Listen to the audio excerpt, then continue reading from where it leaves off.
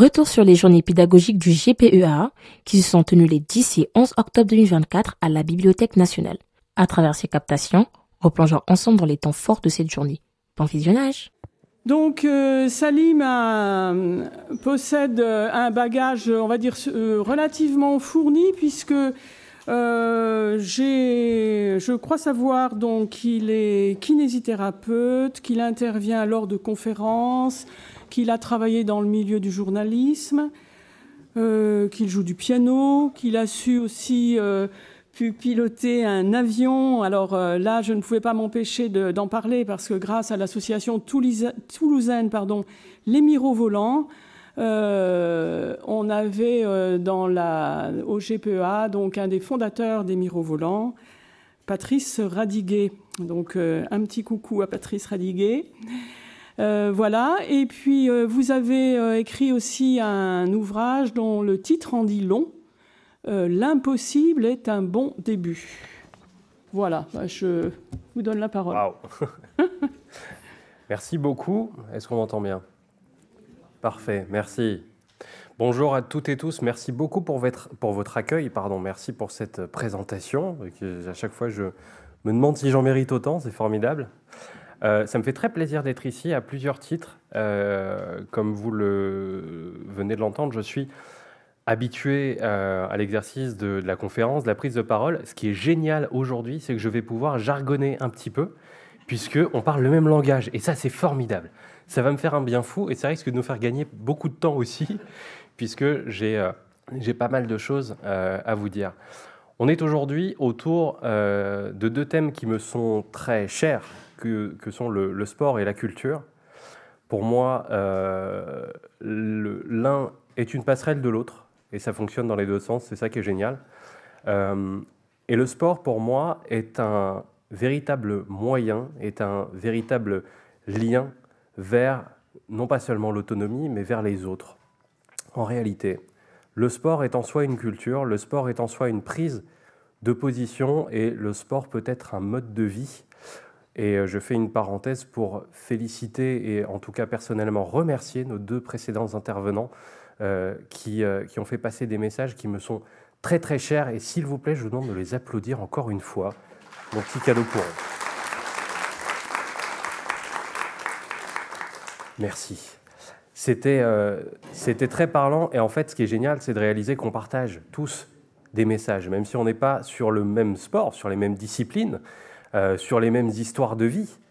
On pourrait dire qu'il n'y a pas une cécité ou une déficience visuelle, mais qu'il y en a autant que d'individus concernés par la question.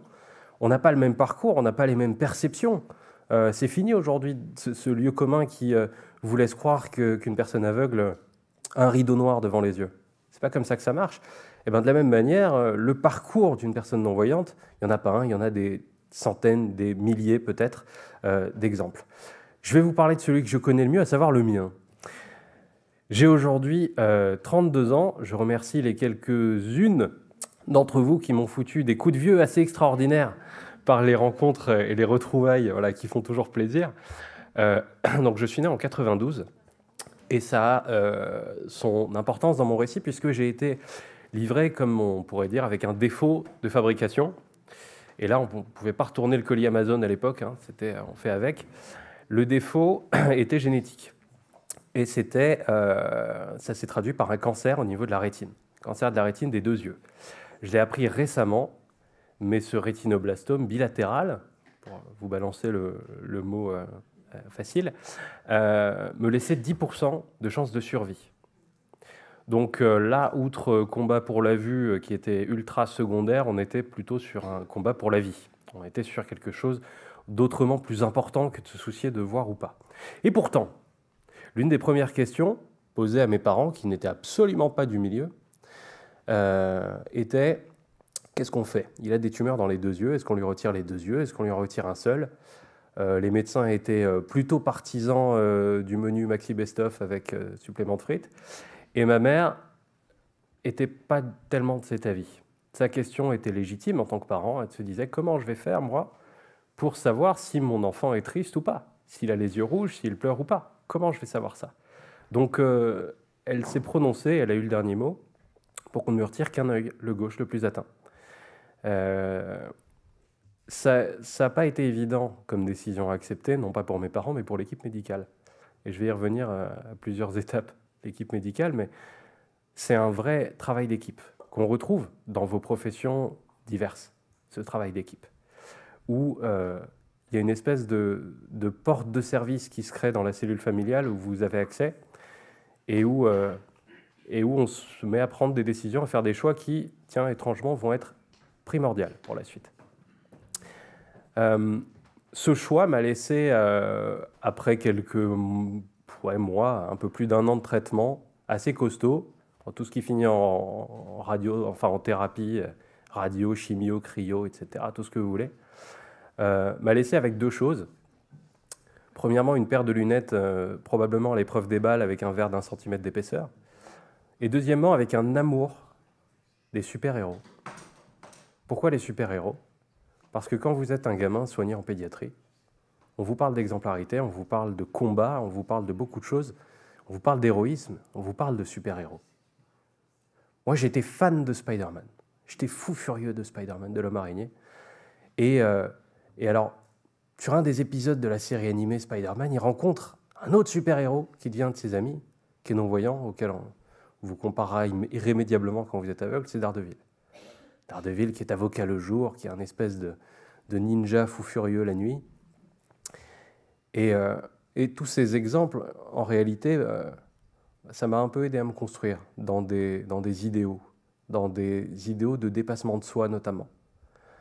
Très très tôt, j'ai traduit en langage de l'enfance ce que pouvait être ce dépassement de soi, qui est un peu un lieu commun aujourd'hui, on ne va pas se le cacher. Quand on en parle, se dépasser, la résilience, pareil. Dès que les politiques s'en saisissent, ça devient un peu des lieux communs. C'est dommage, mais c'est un peu comme ça que ça marche. Inclusion aussi, vous pouvez le mettre dans le même... Voilà, inclusion, c'est plus trop aujourd'hui. Bref, c'est tous ces éléments, en fait, je m'en suis nourri très tôt. Et je m'en suis construit très tôt. Alors, je vais vous donner quelques mots maintenant sur ce par quoi je suis passé, sur ce qui a été mon parcours. J'ai tout d'abord été suivi dans une école maternelle assez rurale, qui n'avait rien de spécialisé ou d'adapté ou de ce que vous voulez, mis à part l'extrême bonne volonté de l'institut qui était là, et son époux qui était menuisier et inventeur. Il était passionné par l'idée de me passionner. Et il était très touchant dans sa démarche, où le soir, il bossait très très dur. Souvent, elle me disait « mais il faut que tu me rendes mon mari ». Alors, moi, je ne comprenais pas pourquoi il me disait ça. Et il était passionné à inventer des choses, des objets, des trucs, et puis ça lui faisait hyper plaisir de me voir les toucher.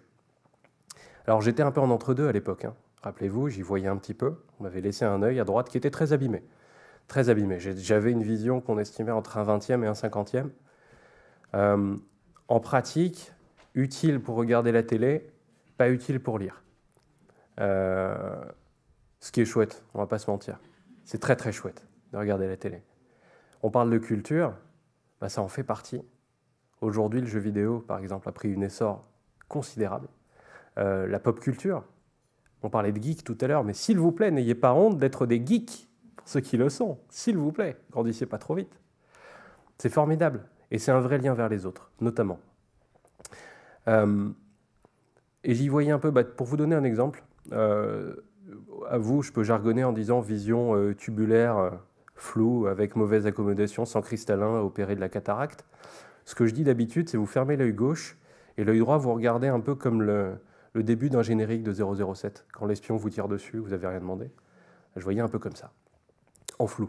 Donc voilà, pas hyper pratique, et un puzzle un peu constant à reconstituer. Une énergie folle dans l'interprétation de ce que je voyais. Et pourtant, je n'avais pas de canne à l'époque. On ne m'a jamais expliqué réellement que j'étais différent, mis à part quelques phrases et discussions un peu philosophiques avec mes parents, où on me disait « Tu sais, mon fils, il te faudra toujours déployer 10 ou 15 fois les efforts des autres pour obtenir parfois la moitié de leurs résultats, mais au final, tu seras 2 fois plus fier. » Bref, voilà. Vous savez, c'est une opération mathématique. Au final, moi, je n'étais pas différent des autres, en fait. Quand on avait quelqu'un qui était mal à l'aise et qui me disait « Oh, mais vous savez, moi, pour moi, vous êtes comme les autres. Hein. » J'ai envie de lui dire « Oui, bah, je sais. Merci. » Mis à part que, en fait, c'était compliqué que j'apprenne réellement et que je grandisse réellement dans une maternelle un peu rurale de quartier et que je me fasse soigner correctement avec des allers-retours à Paris, etc., etc. Il y a eu des périodes un peu compliquées. Donc on a fini par déménager sur Paris. Et j'ai été suivi à Cachan, pour ceux qui connaissent, du président Wilson. Voilà. J'ai fait partie du groupe Paul Doumer. On était d'abord à la maternelle Paul Doumer, puis à l'école primaire, et ensuite au collège Victor Hugo. Au début, donc, c'était un système de CLIS, donc spécialisé, et où on était avec les autres, dans la cour de récré. Je ne me posais pas trop de questions, je me demandais juste, pourquoi est-ce que mes copains voyants avec qui on jouait à chat dans la cour, pourquoi est-ce qu'on n'était pas avec eux en classe? Et pourquoi ils étaient plus nombreux que nous, tiens, pourquoi, dans les classes? Bon, en dehors de ça, c'était très sympa. J'ai appris à un rythme que je crois être normal. J'ai d'ailleurs pas fait de grande section maternelle. J'empilais les cubes un peu plus vite que prévu, je sais pas, mais en tout cas, j'ai toujours osé tenter. Et c'est ça me collait un peu à la peau. On me surnommait un peu le casse-cou. Alors casse-cou, c'est la traduction un peu française de Daredevil, le super-héros. Voilà, donc je vous le donne, c'est un peu cadeau, mais c'est un clin d'œil qui me faisait un peu rire. Et donc, une fois cet enseignement passé, de la maternelle, oser courir, oser jouer, En fait, j'étais même... je suis passé, dans ce changement d'école maternelle, d'un statut d'aidé à un statut d'aidant, puisqu'on était avec des jeunes qui voyaient moins bien que moi, voire qui ne voyaient pas du tout. Alors j'étais très content de les aider, de coller mon œil à 2 cm d'un tissu pour leur dire de quelle couleur il était, un truc comme ça, j'étais ravi. Et je faisais ça, alors là, j'étais hyper sérieux. Hein. C'est le seul moment où je déconnais pas. Il n'y avait pas de... Pour moi, c'était hyper sérieux. Et puis ensuite, les dispositifs qu'on connaît, plutôt style Ulysse, donc en CP, CE1, les premières classes en intégration, comme on disait à l'époque, de mon CE2 à mon CM2, et puis les classes mixtes, à l'époque. Classes mixtes, puisque l'enseignant était spécialisé. Et puis, voilà, c'est là qu'intervient l'intégration, le grand bain, mon Dieu, avec les autres. On était avec des voyants et des enseignants qui n'y connaissent rien du tout au braille. Alors là, c'était le grand bain. Le grand bain avec l'adolescence, avec plein de choses, plein de questionnements. Et là, on finit nécessairement par comprendre qu'on n'est pas comme les autres. Je vais continuer, je vais développer mon cursus d'abord et je ferai des retours en arrière après pour le sport. Donc le collège, c'était à Cachan, à Victor Hugo. Et il y a eu quelque chose que je crois être très important à cette époque-là. Alors il faut que vous sachiez, je détestais le sport. Vraiment. Pourquoi ? Parce que je me détestais moi, en fait. Je ne supportais pas mon corps. J'étais pas bien dans ma peau. Je vivais mal mon image de moi. J'arrivais pas à me faire une place. Et le sport, pour moi, c'était me mettre en situation d'échec ou de difficulté. Je me sentais ridicule. Je savais ne pas pouvoir performer comme tous mes autres copains voyants. Donc j'étais pris par la ferveur quand il fallait les encourager, mais je n'arrivais pas à me dire que je faisais partie de l'équipe. Voilà, c'était un peu comme ça. On avait une chance, c'est qu'on avait une enseignante itinérante qui venait sur les moments où on avait cours de PS et qui venait adapter au mieux le cours en fonction du cycle sur lequel on était. C'est-à-dire que quand il s'agissait de faire du baseball, on prenait chaque geste technique et on essayait de se rapprocher au mieux, au plus de ce qu'on pouvait faire du baseball. C'est-à-dire qu'on a fini par essayer de jeter des balles et de les rattraper avec le gros gant de baseball, etc. On a fini par faire des frappes, alors non pas avec la batte parce qu'il y a trop peu de surface et qu'on n'y arrivait pas, mais on a fini par faire ça avec une raquette de tennis, alors c'était assez rigolo. Bref, pas mal de petites débrouilles. Et quand vraiment c'était pas possible, qu'est-ce qu'on faisait ? On remplaçait par autre chose. J'ai l'exemple de l'ultimate, pour ceux qui connaissent. Ultimate, c'est jeter de frisbee. Alors quand on est très malvoyant, c'est pas une situation d'avenir, comme on dit, hein. Pas terrible. Jeter le frisbee, ça va. Le rattraper, ça va pas. Donc là-dessus, bon, j'ai lancé une fois, j'ai lancé 2 fois, j'ai lancé 3 fois, ça fait pas un cycle. Hein. Donc qu'est-ce qu'on a fait? Catherine m'a fait une petite surprise, elle m'a dit, écoute, la prochaine fois, on va faire autre chose, tu vas voir, on va se marrer. Je dis, oula. Elle m'a dit qu'on va se marrer. Tu vas te marrer, oui, j'espère que moi aussi. Elle m'a amené un skateboard, la session d'après. Et en fait, toute la partie Ultimate, ils étaient verts de jalousie parce que je faisais du skate. Et eux se balançaient des frisbees. C'était hyper cool. Et là, j'ai commencé à me dire, peut-être un truc à faire en fait avec moi. Peut-être quelque chose à... C'était des petits indices, des toutes petites choses. Mais où là, j'ai commencé un peu à me réconcilier avec moi. Alors, ensuite, il y a eu les sessions d'endurance que je détestais au collège. La course, le 100 mètres. Pardon, Tiffany, hein, désolé, j'aimais pas ça. Vraiment, du tout. Je supportais pas. Et au lycée, je suis tombé amoureux de ça. J'ai adoré. J'ai adoré. Au final, je suis parti du collège, non pas avec une réconciliation totale avec le sport, mais avec peut-être les moyens de m'en sortir sans plus avoir aucune aide, en fait. Apporter moi-même les moyens d'adapter un sport. Et ça a été important aussi.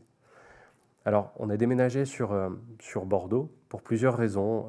J'ai demandé à redoubler ma 3e. J'avais mon brevet, j'avais des résultats assez satisfaisants, mais pour plusieurs raisons de santé, je m'étais un peu éloigné du programme. Et j'avais demandé à me réconcilier un peu avec les cours et à avoir un avis favorable de mon conseil de classe pour redoubler. Donc pour ne pas nouer à la fois avec le lycée et en même temps avec une nouvelle ville, etc. Ça a été accepté, ils ont compris, et l'argument de mon état de santé de quelques mois auparavant a bien fonctionné, a été bien compris. Donc j'ai d'abord redécouvert quelque chose qui m'a un peu heurté dans mon parcours en Barès. Ça a été l'enseignement, on va dire, en milieu clos, en interne. Ça a été quelques jours seulement avant la rentrée, qui se faisait on va dire en semi-intégration d'abord. Il y a eu des genres d'unités externes. Mais au début, ça m'a vraiment heurté. En fait, l'entre-soi m'a heurté. Je ne l'avais jamais vécu. Et je l'ai très mal reçu, sincèrement. Parce que ça ne convenait pas avec mon ADN, ça ne convenait pas avec ce que j'ai vécu. Je fais de procès d'intention à personne, mais je tiens à ce que mon message soit reçu. On peut très mal le vivre. D'une part, le côté groupe obligatoire, ça peut avoir tendance à tuer l'individu. Et d'autre part, le côté groupe construit sur une particularité. Alors ça serait un peu gros de dire qu'on pourrait faire un groupe sur la couleur de cheveux ou sur la couleur des yeux ou ce que vous voulez, mais après tout, pour moi, ce n'était qu'une de mes particularités. Eh bien, ça peut mener, et ça mène certains, à s'en faire une identité. Mon choix a été de ne pas faire ça. Je suis assez loin, assez, on va dire, périphérique, assez satellite à tout ce qui peut être associatif. J'y apporte mon concours toujours avec grand plaisir.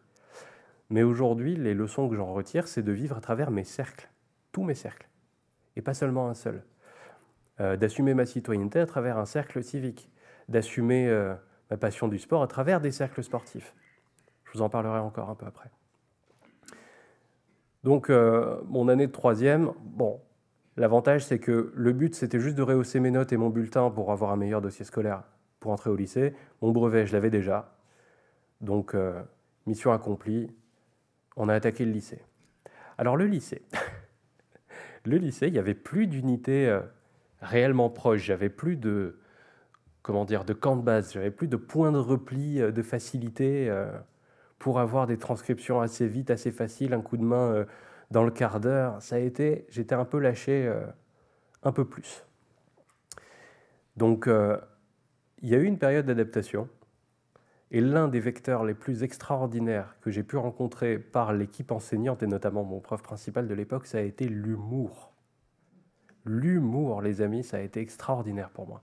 Pourquoi ? Parce qu'il ne s'est pas gêné pour se foutre de moi avec mes yeux, et je ne me suis pas gêné pour me foutre de lui avec sa taille, parce qu'il était tout petit.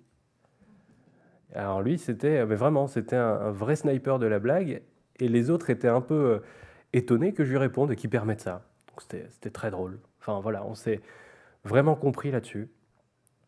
Il a choisi de ne pas en faire une fatalité. Et de cette même manière-là, ça a permis de faire un vrai lien avec l'équipe enseignante.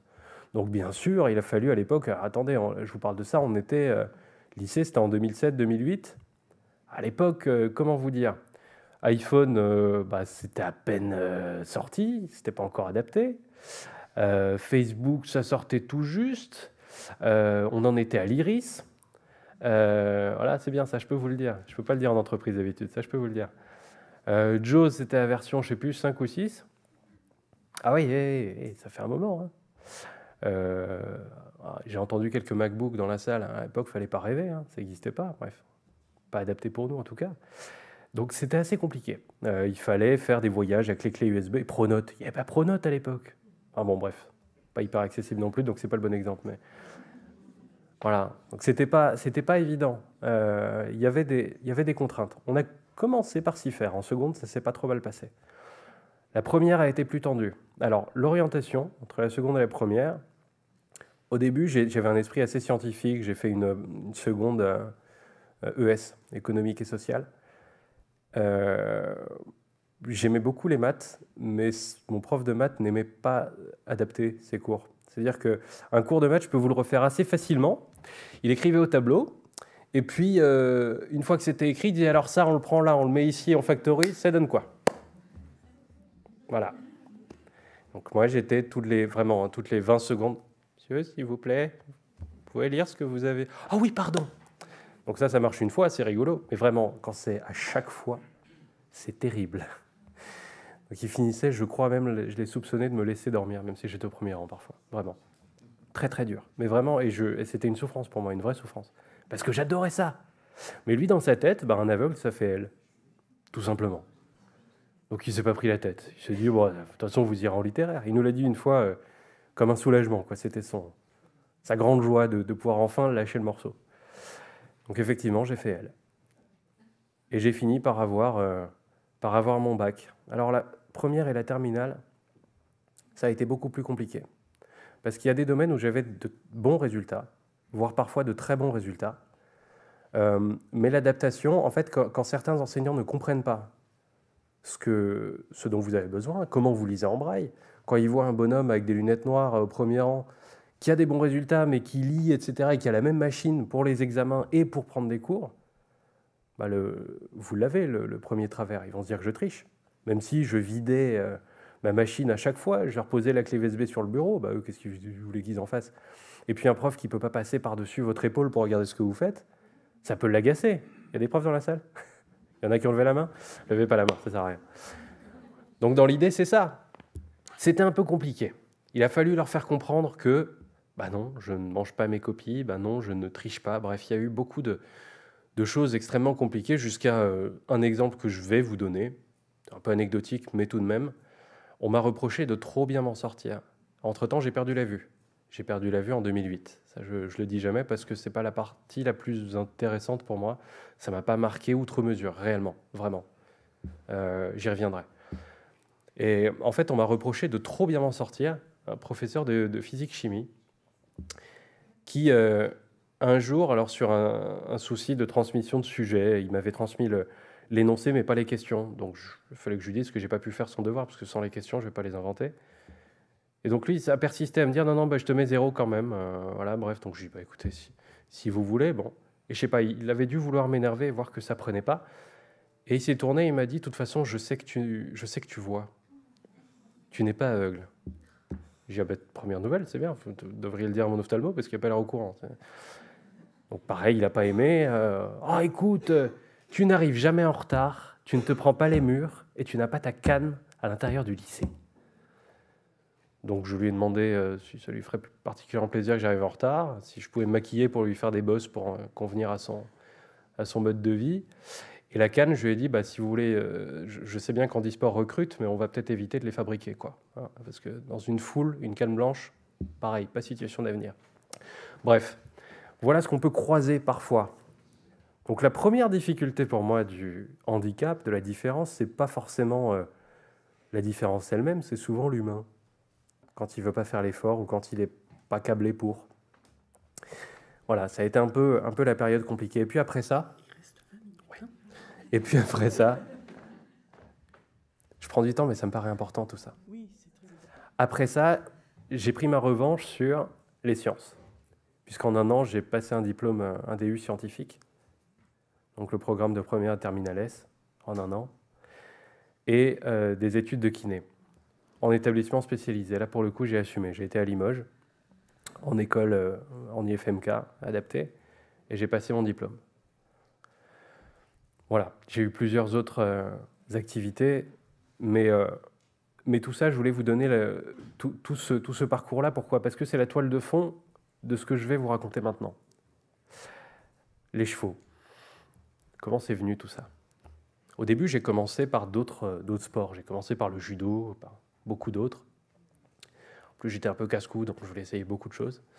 Et il y en a un qui, parmi tous les sports que j'aimais, pour moi, c'était trop beau pour pouvoir même en rêver. Un jour, l'institut qui nous suivait, j'avais une dizaine d'années, qui nous accompagnait en braille, etc., en locomotion et tout ça, proposait une journée à thème dans un centre équestre. Donc évidemment, je me suis inscrit. Et j'ai d'abord ressenti une espèce de petite jalousie que je n'ai pas identifiée tout de suite. Je n'ai pas compris pourquoi j'étais un peu jaloux de celles et ceux qui étaient venus avec leur propre matériel, avec leurs propres affaires, et qui avaient l'habitude. Bon, et en fait, cette journée était formidable. Matinée en cours, avec des jeux, etc., avec une initiation. Et l'après-midi, on était avec les autres, avec les jeunes, passionnés du centre équestre, qui n'en avaient rien à secouer, qu'on voit bien, qu'on voit mal, qu'on voit pas, qu'on ait des grosses lunettes ou des petits yeux ou des yeux fermés, qu'on bouge ou pas, qu'on regarde à droite, à gauche. S'en foutaient complètement. Eux, leur truc, c'était de nous raconter à quel point leur poney était le plus beau, à quel point on passait des trop bons moments à cheval. Et c'était extraordinaire. Ça a vraiment été une super journée. En revenant, ma mère, qui savait m'observer depuis le temps, elle a capté qu'il y avait un truc. Elle a insisté. Elle me dit, alors, cette journée raconte. Alors moi, je ne voulais pas raconter, parce que je savais que si je lâchais la bombe, je risquais de prendre le retour. Hein. Elle a insisté. Je lui ai dit, bon, ok. J'ai dit, écoute, tu te souviens, une fois on a discuté, tu m'as dit que oui, j'étais pas très bien dans ma peau, que j'étais un peu en surpoids, tout ça, machin, et qu'il fallait que je fasse un sport régulièrement, une activité qui me sorte aussi. Est-ce que ça peut être le cheval? Et après, j'ai baissé la tête pour être sûr de... Et il n'y a rien qui est venu, en fait. J'ai pas pris de retour. Ça s'est très bien passé. Elle m'a pris, au contraire, à revers en me disant, écoute, tu veux faire du cheval? Ok, tu vas faire du cheval. Donc, on était comme des fous. On a appelé le club qui nous avait accueillis. Elle a mis le haut-parleur tellement elle était sûre d'elle. Et alors... Elle a décrit qui j'étais, elle a décrit à quel point j'avais bien vécu la journée, avec un grand sourire, on était tous grands sourires derrière le téléphone, et puis je me suis dit, super, on va juste nous donner les tarifs, les dates, les horaires, les jours, machin. Et ben par contre, c'est là que j'ai pris le retour, en fait, parce que la dame au téléphone a répondu, non, c'était juste une journée, à thème. On n'est pas formé, on n'est pas équipé, on ne fait pas ça. Voilà, bonne journée. J'avais 10 ans, un peu plus, ça nous a mis 1 an à trouver un club qui accepte d'essayer. Et le club qui a accepté n'avait jamais vu de cavalier en situation de handicap de sa vie. Stéphane, le mec, ne savait pas du tout de quoi il s'agissait. Il a juste dit à ma mère, on va essayer, on va apprendre à se connaître. Alors madame, je suis navré, ça vous coûtera un peu plus cher parce que je voudrais qu'on commence en cours particulier pour apprendre à nous connaître. Puis au final, on verra ce que ça donne. Et puis peut-être que vous intégrerez un cours collectif. Quelqu'un de spécialisé aurait-il osé mettre un malvoyant dans un cours collectif? Finalement, c'est ce qui s'est passé. Pendant ce petit bout d'année où j'étais en cours particulier, j'ai même eu droit à ma première chute, qui a fait peur à quasiment personne, en fait. Parce que ça s'est bien passé. Ça s'est tellement bien passé que ma mère, enceinte jusqu'aux yeux, m'a vu tomber. Elle a couru, et le lendemain matin, naissait ma petite sœur. Donc, on se souvient de la date, c'est formidable. On me le rappelle chaque année, c'est génial. Mais cette chute a été importante, en fait, parce qu'elle a dédramatisé beaucoup de choses. Et elle m'a décoincé sur beaucoup de choses. Le cheval m'a donné conscience aussi que je pouvais faire des choses. En loisir, d'abord. Quand il y a eu ce déménagement à Bordeaux, j'avais déjà j'avais 2 ans ou 3 ans de pratique à cheval. Et je me suis dit, mince, il va falloir tout recommencer, reconvaincre une écurie, etc., etc. Et en fait, on est tombé sur un club qui prêtait habituellement des chevaux aux cavaliers handisport pour le championnat de France de saut d'obstacle. Moi, c'était mes dieux à l'époque, ces gars-là. C'était mes divinités, vraiment. C'était mes super-héros. Il y avait notamment Laetitia Bernard, cavalière non-voyante qui est journaliste à Radio France, entre autres, très connue. Ça a été une idole avant d'être une amie. Et donc quand je suis arrivé dans cette écurie, à la fin de la visite, le secrétaire qui nous a fait visiter, qui était en fauteuil roulant d'ailleurs, ce qui donnait un très bon message, vraiment, ça m'a levé pas mal d'inquiétude. Il me regarde très sérieusement, il me dit « T'as déjà fait du concours ?» Je dis bah, « Non, j'étais mort de rire. » Il me dit « Bah ici, tu vas en faire. » Alors j'ai rigolé, mais j'ai rigolé seul, parce qu'il était très sérieux, lui. Et effectivement, on a commencé. En fait, j'étais plus une curiosité. Pour eux, j'étais une opportunité. Ils avaient leur poulain à domicile, c'était génial. Ils avaient une occasion de former leur propre cavalier, leur propre cartouche du Sud-Ouest. C'était trop cool. Ils étaient hyper enthousiastes. Et finalement, moi aussi. Alors, comment ça se passait ? Dans un premier temps, on était... Ah bah, génial. Non, si, très bien. On était 2 chevaux, 2 cavaliers sur la piste. Le saut d'obstacle, pour ceux qui ne connaissent pas, on en a vu là aux Jeux Olympiques récemment. Il y a un seul cheval sur la piste. Un seul cavalier, un seul cheval, un couple. Le seul sport individuel qui se fait à 2. Et pour nous, à l'époque, on était 2. 2 cavaliers, 2 chevaux. Un peu comme en athlète, le guide qui vous précède, etc. Sauf qu'il n'y a pas de lien entre nous. C'est sympa. Ça permettait de tourner court, d'aller très vite. On peut mettre la vidéo si vous voulez d'ailleurs. Il y a le son, il y a les indications qu'on va entendre. Et je vous commenterai ça un peu après.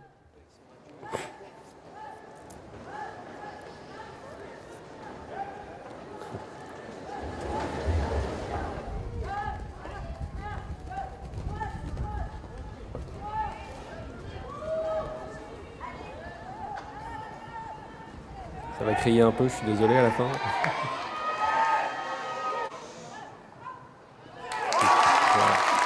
Ça, c'était à la fin d'une compétition qu'on préparait depuis un moment. Il y a plusieurs choses à dire de tout ça. On va pouvoir attendre avant la prochaine, parce que justement, il y a eu du changement entre-temps. Si on peut mettre pause, s'il vous plaît, là-haut. Merci. Donc, on était 2 à l'époque. On était 2 avec les avantages et les inconvénients que ça peut poser. Il y a des profils d'obstacles qui ne sont pas faits pour être sautés à 2 chevaux qui se suivent très près. Et les niveaux de hauteur, on peut très bien s'inquiéter un petit peu en rehaussant la hauteur des obstacles, en se disant mais qu'est-ce qui se passe pour le cheval derrière si le cheval devant fait faute? Alors déjà, la faute du guide compte aussi. Donc on était 2 fois plus susceptible de faire une faute, un peu comme en athlétisme. 2 fois plus content quand ça fonctionne aussi. La joie se partage, tout se partage, les victoires aussi. Ça a été une période extraordinaire qui a duré de 2008 à 2015. 2015, le circuit handisport s'est interrompu en saut d'obstacle pour des raisons politiques. Alors on n'était pas paralympique à l'époque, on va dire qu'on l'était encore moins après, encore moins de chances de l'être. Donc quand c'est ça, il y a 2 plans possibles. Il y a le premier plan, ce que j'appelle le plan Nutella Netflix. On se roule en boule, on pleure. Ça dure 2 jours, 2 jours et demi. Et puis après, il y a le plan revue d'effectifs. Qu'est-ce que j'ai ? Qu'est-ce que je suis ? Je suis toujours un cavalier, toujours passionné. J'ai mes diplômes fédéraux. J'ai mon équipe, un cheval, du matos, et puis une envie d'essayer des trucs. Alors je me suis dit, pourquoi pas profiter de l'occasion pour changer, pour retirer les inconvénients et ne garder que les avantages. J'ai été voir Tiffany, ma guide, je lui ai dit, écoute, je suis désolé, t'es viré. Tu ne galoperas plus devant moi, mais tu vas courir. Alors elle n'a pas couru pour me précéder, je vous rassure. Elle a couru au sol, au milieu, pour me donner des indications de direction. Et je me suis dit, de cette manière-là, on va se rapprocher un peu plus de ce qu'est mon sport, de ce qu'est le saut d'obstacle, seul, sur son cheval, sur la piste. Donc j'ai des indications vocales de ma guide, qui est au milieu du terrain, et en plus de ça, on a rajouté des crieurs, ce qu'on appelle des callers, si on veut la faire internationale, qui sont situés à la droite de chaque obstacle, un peu pour ce qui vous a été décrit pour le saut en longueur, j'imagine, tout à l'heure. C'est-à-dire qu'à droite de chaque obstacle, j'ai une personne qui m'appelle. Donc quand je dois sauter le 1, c'est la personne qui est sur le 1 qui m'appelle et qui crie régulièrement, très très fort, de sorte à ce que je connaisse sa position. On va faire une petite expérience. Si vous fermez tous et toutes les yeux, promis juré, personne ne vous fera les poches, enfin j'espère. Fermez les yeux. Si je m'éloigne du micro et que je crie « là », vous entendez la provenance de ma voix. Pour certains, je suis à droite, pour d'autres, je suis à gauche, pour d'autres, je suis en face. C'est exactement ce principe-là. C'est-à-dire qu'ils pourraient me raconter leurs vacances, peu importe. L'important, c'est que je sache d'où vient le son. Et à l'inverse, mon guide me donne des infos de direction précises, droite, gauche, ligne pour aller tout droit. Et puis quelques autres termes très, très courts, très brefs pour aller vite, pour réagir dans la milliseconde, vraiment. Et là, l'idée, c'est que peu importe où se situe le guide, l'important, c'est de savoir ce qu'il me dit, ce qu'il ou elle me dit. On va pouvoir mettre cette vidéo qui est arrivée en 2016 et où là, c'était la première fois qu'on faisait la démonstration de ce dispositif. Et j'avais la chance sur le moment d'avoir des sportifs de renom qui se sont prêtés au jeu, notamment des cavaliers, un cavalier médaillé d'or à Rio, aux Jeux Olympiques de Rio, qui m'a servi de petite voix, un autre cavalier très connu, qui s'appelle Guillaume Canet. Alors Guillaume Canet sur la piste, c'est pas rien. On a un peu peur, hein. J'ai serré les genoux pour pas le... Voilà, donc là, c'est les crieurs que vous entendez. Et là, c'est Guillaume qui m'appelle. Là, c'est Guillaume.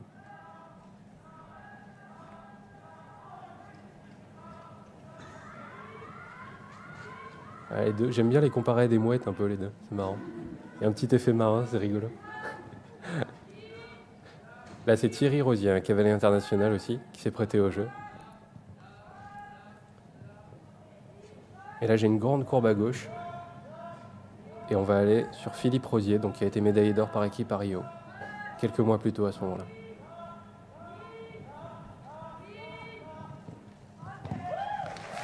Voilà. Et là, j'étais ravi. J'étais ravi parce qu'on avait réalisé un truc qui n'avait jamais été montré à ce point-là, en fait. Avec un niveau de performance rehaussé par rapport à ce qu'on faisait en handisport, avec un format crédible et transposable à la compète valide.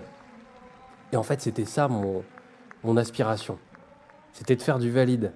Petite parenthèse. Mais quand on est lancé au galop sur un cheval à franchir des obstacles, je peux vous garantir qu'on est hyper reconnaissant à tout le boulot qui a été fait, notamment par les instructeurs en locomotion, par les psychomotes, par tout ce que vous voulez. Mais c'est pas une blague, je suis très sérieux. Ça peut ouvrir les portes à tout ça aussi, à des choses qui n'ont jamais été faites, et que beaucoup croiraient, dites-le, impossible. Et on va pouvoir mettre la troisième vidéo d'ailleurs. Vous verrez, il y a un peu moins de paillettes, un peu moins de strass, un peu plus de difficultés, puisqu'on était plus sur un format de démonstration, mais cette fois, on était vraiment sur une compétition. Et aujourd'hui, c'est ce que je fais. Il n'y a toujours plus de compétition handisport, ça n'existe plus en saut d'obstacle. Alors, on va sur les compètes valides. Se mesurer à des cavalières et des cavaliers qui ont leurs yeux, leurs bras, leurs jambes, tout ce que vous voulez. Puisqu'un point réglementaire me permet de le faire, avec les adaptations qui sont les miennes.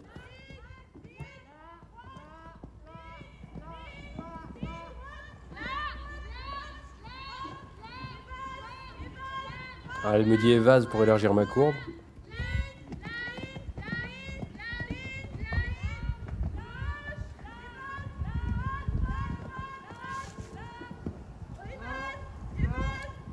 Ah, celui-là, je vais passer près d'un autre, je crois. Non, c'est pas celui-là. C'est là. Voilà, au dernier moment. Et c'est le jeu aussi.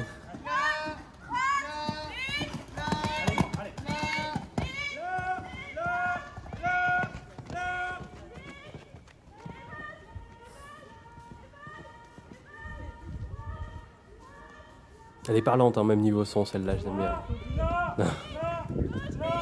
On arrive à la fin sur le dernier. Merci beaucoup.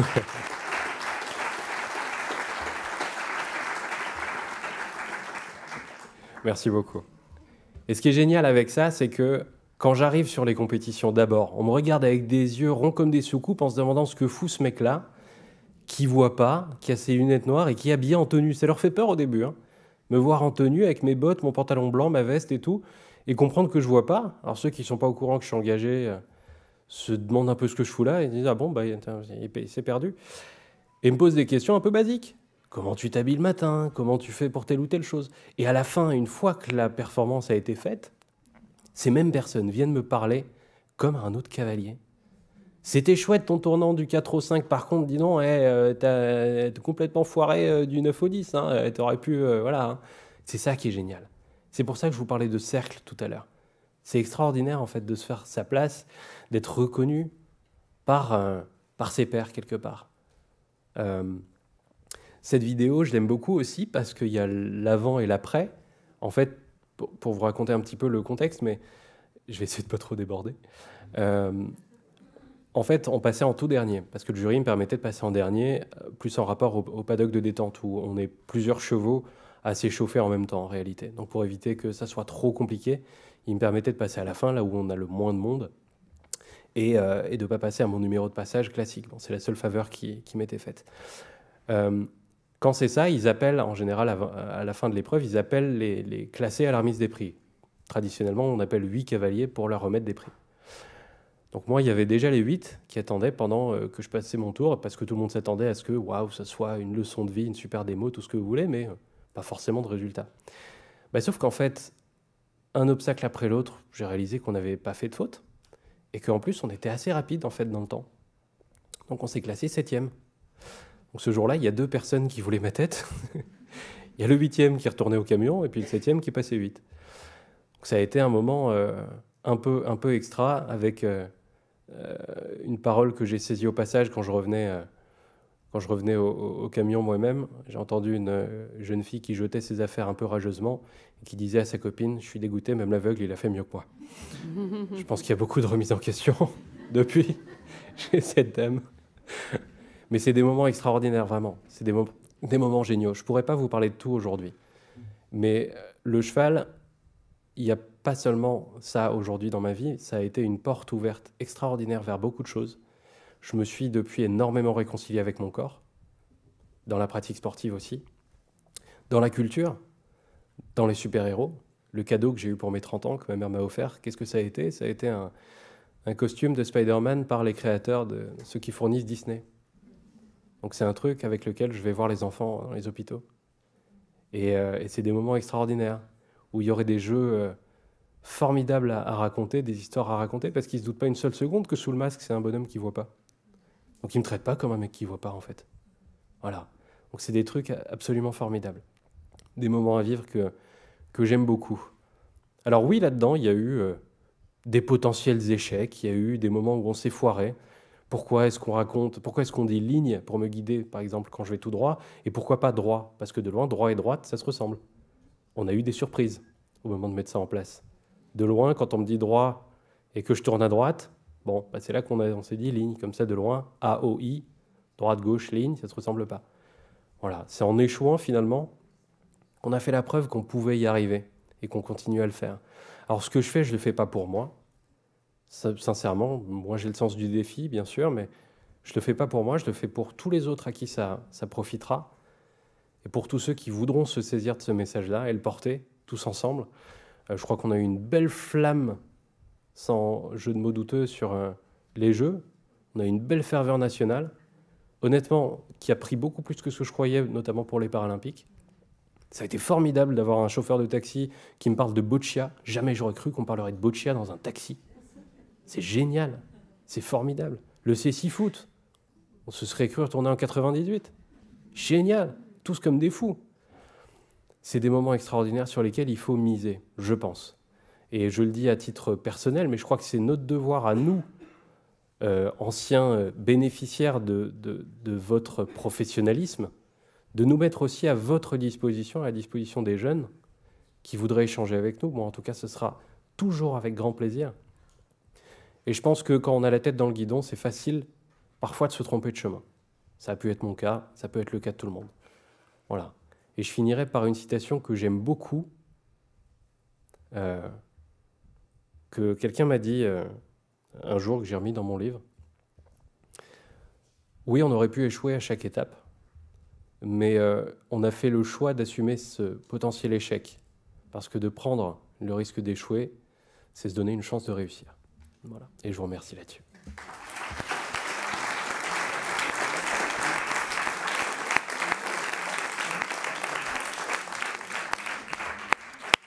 Je suis navré pour le timing, vraiment.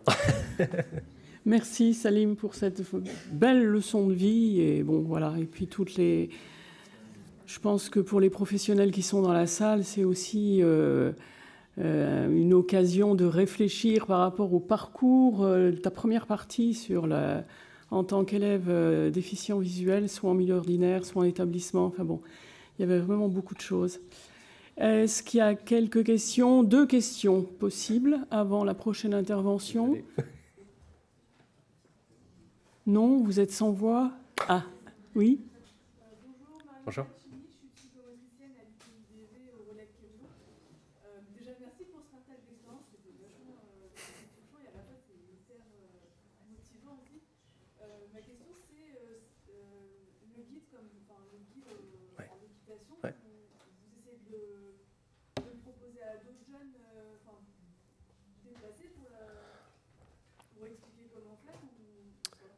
Alors, disons que je réponds toujours aux sollicitations dans ce sens-là. Mes guides ne sont pas des personnes formées spécialement pour. Il n'y a pas de cursus, je ne l'ai pas dit, mais pour les chevaux non plus. J'ai jamais été dans une écurie spécialisée, en fait, depuis. J'ai toujours été dans des écuries tournées vers le sport, éventuellement.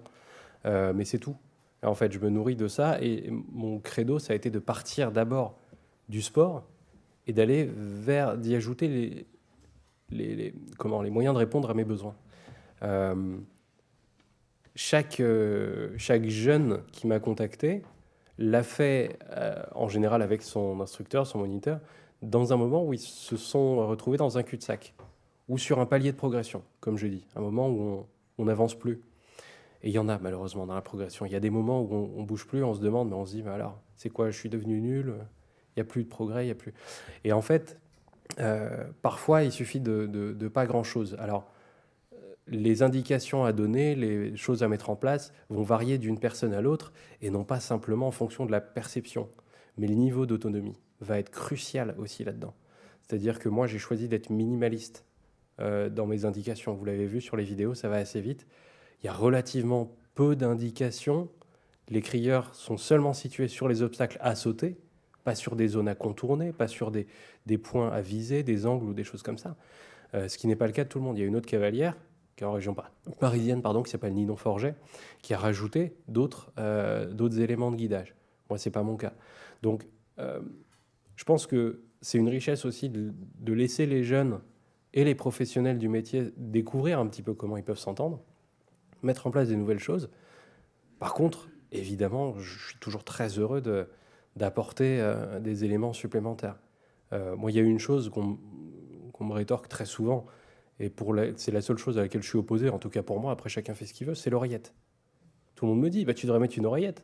Bah oui, mais si je me coupe la moitié de ce que j'entends, si j'ai plus la profondeur stéréophonique, je fais comment? J'ai plus mon droit de gauche. Donc c'est un peu comme si on vous collait une pochette canson d'un côté, et puis débrouille-toi pour faire tes volumes avec un seul œil et un œil flou. Donc c'est pas terrible, voilà. Mais en dehors de ça, je pense que la créativité naît aussi des tentatives, et ça c'est assez chouette. Vous avez la possibilité de faire des partages d'expériences? Bien sûr. Avec plaisir. Merci. Merci encore, Salim. Oui, vraiment la dernière, oui.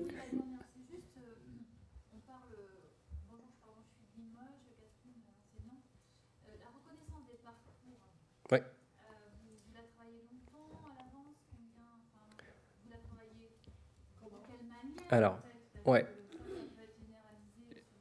je vais essayer de vous répondre assez vite, mais ça peut effectivement se transposer à beaucoup de choses, et notamment là, la visualisation est hyper importante dans ce cas-là. J'ai le même temps que les autres. On n'ouvre pas la piste spécialement avant moi, ou on ne me la laisse pas ouverte après, parce qu'en général, avant, on vient de finir de monter la piste, et après, le premier partant est sur le terrain. Donc, il n'y a pas, j'ai pas vraiment de délai supplémentaire. Ce qui se passe, c'est que je marche le parcours une fois ou deux si on a le temps. En général, on n'a le temps que d'une fois. On compte les contrats de foulée, donc les zones où on sait qu'il faut mettre une, deux foulées sur les obstacles, les combinaisons, ou sur certaines lignes un peu plus, bref, voilà. Et surtout, là-dessus, je vais me dessiner une carte routière. Je vais prendre l'analogie du GPS. Le GPS, il y a deux choses. Il y a le satellite autour et la carte dans votre appareil. Au moment de la reconnaissance, je me dessine ma carte à l'intérieur de mon appareil. Les crieurs ensuite et le guidage vont être mes satellites. Mais mes satellites ne fonctionneraient pas, ne serviraient à rien si je n'avais pas la carte routière. On peut vous dire de tourner à gauche, si vous avez juste un champ vert, vous allez tourner en rond, quoi. Moi, j'ai pas un champ vert, j'ai un champ avec une route assez bien dessinée, puisque je l'ai repéré avant. Voilà. Ce qu'on fait aussi, c'est que pour visualiser, je me redessine, ou je demande à quelqu'un de me redessiner le parcours dans la main, du bout du doigt. Donc c'est pas un vrai dessin que vous pouvez voir, mais en tout cas, pour moi, ça me permet de confirmer les courbes, les zones, etc. On peut le faire aussi avec des aimants ou des zones persistantes, un peu comme en locomotion, ou comme sur les feuilles d'ICEM, par exemple. Voilà, des trucs qui pourraient se faire. Dernière chose, mais j'ai parlé tout à l'heure du moment où j'ai perdu la vue. Pourquoi ça a été une chance pour moi et pourquoi c'est une différence capitale? Et ça, les psychométriciennes et psychométriciens qui sont ici sauront de quoi je parle. La spatialisation et le placement dans l'espace. Allez expliquer la différence à quelqu'un qui n'a jamais vu entre 3 mètres et 10 mètres. C'est pas atteignable avec le bras, déjà 3 mètres. Voilà. Donc, se situer dans l'espace, c'est hyper compliqué. Visualiser son espace quand on n'a jamais vu, c'est hyper compliqué. Moi, j'ai cette chance d'y avoir déjà vu. Donc, en n'y voyant plus, je savais m'imaginer les différences entre les distances. Et ça, à cheval, ça m'aide énormément, notamment. Voilà. Donc, je me sers de tout ça pour visualiser ce que je dois faire ensuite à un rythme assez rapide. Et on n'a pas le temps de réfléchir. Voilà. Merci beaucoup. Merci, Salil. Merci à vous, sincèrement. Merci.